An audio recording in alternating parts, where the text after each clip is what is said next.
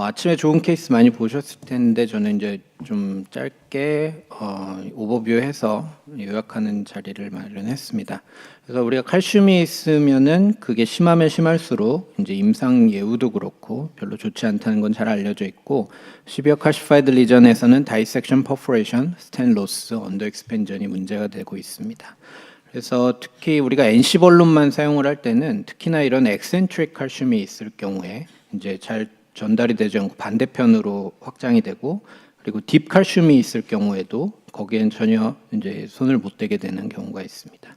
그래서 어쨌든 우리가 이제 이런 이미징에서 안 좋은 시비어 칼슘이 보일 때는 로테이셔널 아세렉토미를 먼저 생각을 하게 되는데요. 그 이미징에서의 소견은 OCT로 봤을 때는 180도 이상의 칼시피케이션이 있거나 시크니스가 0.5mm보다 높거나 랭스가 5mm보다 긴 경우입니다. 아이부스에서는 우리가 시크니스를 잴 수가 없기 때문에 이런 각도와 이제 5mm 이상 병변에 더해서 이제 칼시파이 노즐이 있다든지 베슬 다이아미터가 3.5mm 미만이라든지 스코어를 하나씩 더 주고 있습니다. 다음은 이제 로타 케이스부터 먼저 좀 보여드리는데요. 이 첫 번째 거는 시간 관계상 넘어가고, 두 번째 걸 보면은 LAD CTO 환자였는데 이제 우리가 와이어링을 하고 코르세어를 넘기려는데 넘어가질 않아서 이제 1mm 벌룬으로 이제 가이드 진락까지 썼는데도 패세지가 안 돼서 결국에는 이제 마지막 방법으로 마이크로 카테트 파인 크로스를 끝까지 밀어넣고 로타 와이어로 변경을 한 후에 이제 로타를 시행하고 이제 PCI를 잘 시행한 케이스입니다.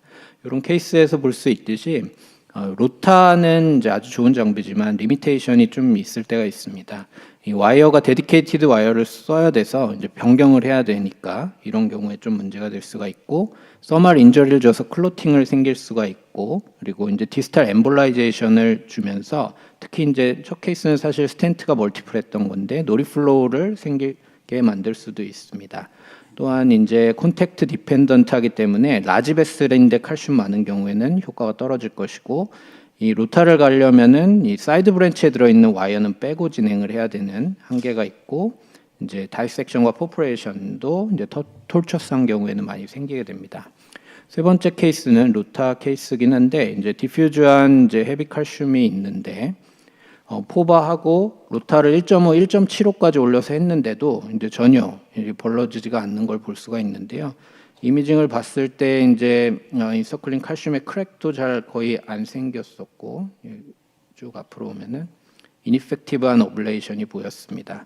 이런 경우에 보면 이제 딥 칼슘이 이제 인서큘러하게 쭉 있는 경우에는 그 루멘만 좀 확보를 할 수가 있을 뿐이지 이제 거의 전달돼서 크랙까지 오는 경우가 이제 리미테이션이 있을 수 있는 거고, 이런 딥 칼슘이 있을 때 특히 우리는 리소트립시를 한번 생각을 해볼 수 있습니다. 리소트립시는 제너레이터, 커넥터, 카테터 그리고 벌룬으로 이어져 있고요. 12mm 벌룬이고 이 마커가 12mm이고 에미터는 중간에 6mm 정도만 해당이 되고 있습니다. 그래서 여기에서 소닉 펄스 웨이브를 발현을 시키면 이제 우리가 벌룬에 차 있는 이제 워터를 통해서 스팀 버블이 생기고 이게 익스팬드 콜랩스가 되면서 펄스 웨이브가 전달이 되게 되는 과정입니다. 그래서 이렇게 이게 크기가 이제 쫙 밀착될 정도로 이제 벌룬을 밀착시키는 게 중요해서 또 그 벌룬 크기 사이즈를 잘 정하는 것도 중요합니다. 그래서 이제 잘 전달이 되고 나면 OCT에서 보면 포스타이브엘에서 이렇게 멀티플 크랙이 생기고요.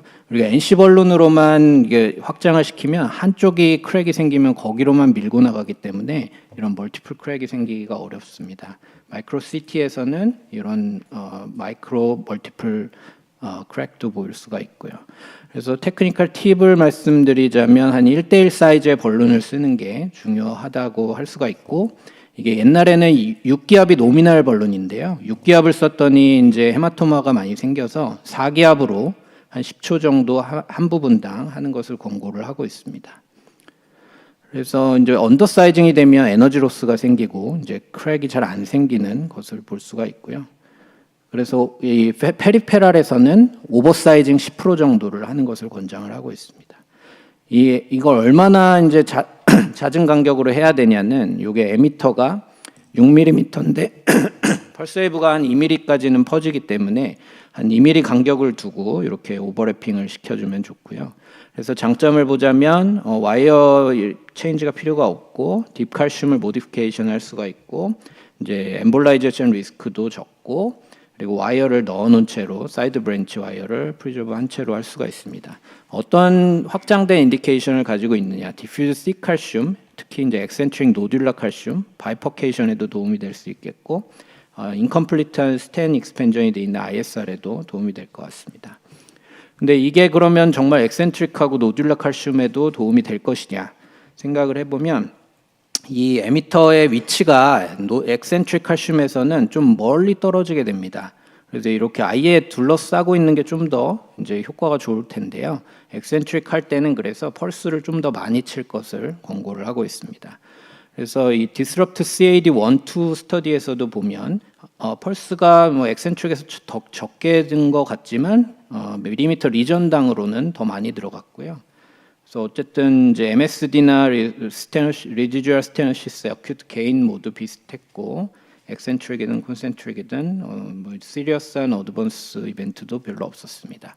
요건 이제 저희 케이스는 아니고 가져온 건데 엑센트릭하고 노듈라한 칼슘이 있을 때도 이렇게 120 펄스 이상의 IVL을 시행하고 성공적으로 끝난 케이스가 있었고요. 아침에 못 보신 분도 있을 것 같아서 저희 첫 케이스 했던 것을 가져와 보았습니다. 서컴플렉스였고 프록시말부터 미드까지 이제 시비어한 칼피케이션이 있고요. 요 디스탈에는 스텐트가 하나 들어가 있었습니다.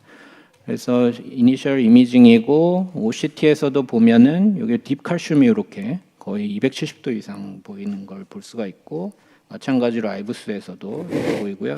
스텐 디스탈에서부터 그래서 360도, 뭐 270도 정도의 아주 티크니스가 깊은 딥칼슘이 분포되고 있어서 리전 에리어는 한 미니멀 다이아미터 2.4 정도 나왔습니다.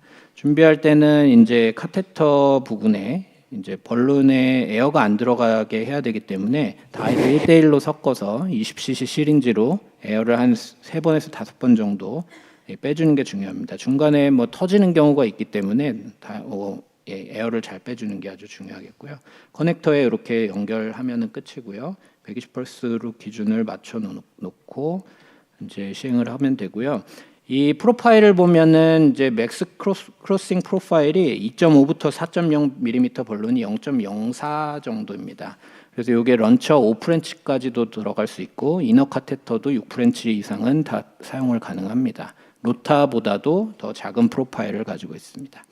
그래서 1대1 벌루닝을 해서 프록시말 저희가 이제 디퓨즈 리전이라 프록시말에 맞춘 사이징을 결정을 했고요. 7프렌치 XB에 6프렌치 가이드 질라를 넣고 이제 IVL을 시행을 했고 120펄스 맞춰서 4기압으로 벌루닝을 한 후에 이제 오버래핑을 시키면서 10사이클씩 12사이트에서 120 총 이제 120 정도 시행을 했고요. 사이징은 4.0 벌룬을 하고 근데 이게 그 다음에 바로 저희가 이걸 이미징을 했어야 되는데 이게 NC 벌룬까지 한 다음에 다시 팔로업 이미징을 해서 이제 다이섹션들이 좀 많이 보입니다. 인티멀 다이섹션 이렇게 보이는데요. 이것만 보고는 우리가 크랙이 정확히 잘 보이지가 않는데 제가 이제 어제 밤새 열심히 쳐다봤는데 이런 부분은 원래 있던 이 부분이 있고 아이부스에서 이런 부분은 크랙이 좀 생긴 것 같고 여기는 이 마이크로 크랙인지 이렇게 보이는데 명확하지는 않은 것 같습니다. OCT에서도 보면 이게 앵글이 좀 틀어져 있어가지고 바로 비교하기가 조금 어려운데요. 제가 캡처를 좀 해보니까 이것도 딥칼슘에서 우리가 아주 이상적으로 확 깨져가지고 보이는 건 안 보였고 저희가 뭐 펄스를 좀 더 많이 쳤어야 되는 것 같습니다. 근데 여기 눈 씻고 찾아보면 이렇게 크랙이 좀 보이는 것 같지 않으십니까? 그래서 이렇게 제가 열심히 찾아봤는데 이게 롱기튜디널하게 이렇게 쭉 이어서 보면 이렇게 크랙들이 좀 보이는 것 같은 느낌적인 느낌이 좀 보이고 있습니다. 여기. 그래서 좀 더 이게 딥할 때는 그 부위에서 좀 더 많이 쳐야겠다 이런 인사이트를 좀 얻었고요. 그래서 DCB 잘 시행하고 끝난 케이스가 되겠습니다. 그래서 뭐 룸에는 잘 확장이 되어 있고 MLA는 거의 2.893 정도 확보를 시키고 종료를 했습니다. 그래서 뭐 어쨌든 이제 말씀드린 것처럼 이런 심플리시티에서도 도움이 되고 이 와이어를 쓰면서 할 수 있고 1대1 번론을 쓰면서 이제 우리가 슬로우 플로우나 퍼포레이션을 줄일 수 있는 장비다라고 말씀을 드리고요.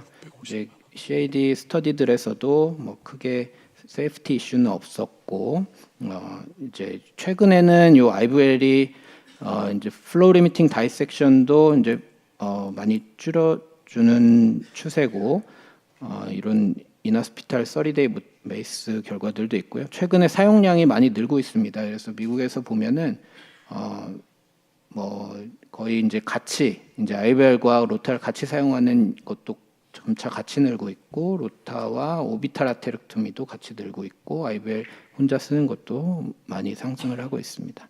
그래서 메디안 프로시저 타임도 아세렉토미와 비교해가지고 오히려 조금 적은 느낌이고 이거 템포러리 페이스메이커를 하는 경우도 아세렉토미와 비교해서 RCA에서겠죠. 특히 IVL이 좀 더 적은 양상으로 이제 결과가 보고되고 있습니다. 요약해 보면 헤비 칼시파이드 리저는 우리가 아직도 넘어야 될 허들인데 IVL이 우리가 특히 딥칼슘이 있거나 엑센트릭하거나 노듈러 칼슘이 있을 때, 톨처스하고 라지베스트일 때, 그리고 프리비어스 스텐트가 프레젠스한 이전일 때 특히나 도움이 많이 될 것 같고요. 때로는 이제 로타 후 IVL이 하는 것이 필요할 수 있습니다. 경청해 주셔서 감사합니다.